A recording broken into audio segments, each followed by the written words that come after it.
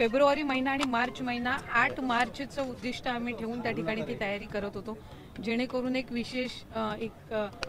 त्या दिवसाचे एक औचित्य साधून ते आम्हाला महिलांच्या खात्यापर्यंत पोहोचवता येईल। त्याच्यामुळे टीका तर या योजनेवर सुरुवातीपासून होतच आलेली आहे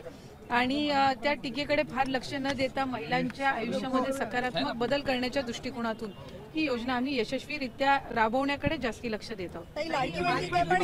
महिलांवरती होत असलेले या दोघांनाही भारतरत्न देण्यात यावा अशी मागणी ही सत्ताधारी भाजपचे आमदार करत आहेत। आपली काय प्रतिक्रिया आहे? नाही, या निश्चितपणाने क्रांतीज्योती सावित्रीबाई फुले असतील आणि महात्मा ज्योतिबा फुले असतील यांच्या जी काही मागणी आमचे सन्मान्य वरिष्ठ सदस्य आहेत, ते माजी मंत्री सुद्धा आहेत, यांनी केलेली आहे आणि जे योगदान त्यांचं समाजासाठी अनेक वर्षांपूर्वीचं आहे त्याचे पडसाद आजही आपल्याला त्या ठिकाणी पाहायला मिळतात आणि कुठे ना कुठेतरी मुलींच्या शिक्षणाप्रती असेल किंवा त्याचबरोबर समाजामध्ये जी काही सुधारणा आहे ही याची जी सुरुवात असेल एक सकारात्मक पाऊल असेल आणि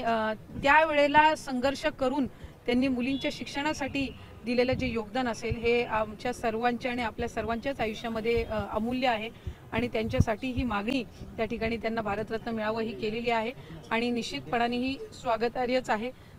मला खात्री आहे की केंद्र सरकार, देशाचे लोकप्रिय पंतप्रधान नरेंद्र मोदी साहेब याची योग्य ती या मागणीची दखल घेऊन एक आम्हाला सकारात्मक त्यांच्याकडून त्याचे एक उत्तर ऐकायला मिळेल अशीच मी या निमित्ताने अपेक्षा